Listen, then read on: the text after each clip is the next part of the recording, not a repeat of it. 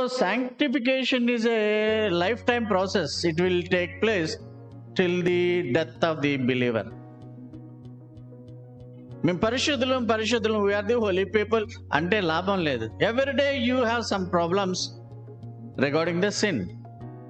So ప్రతిరోజు కూడా పాపముల వలన మనకి ఇబ్బంది కలుగుతుంది కనుక everyday we should wash out our sins.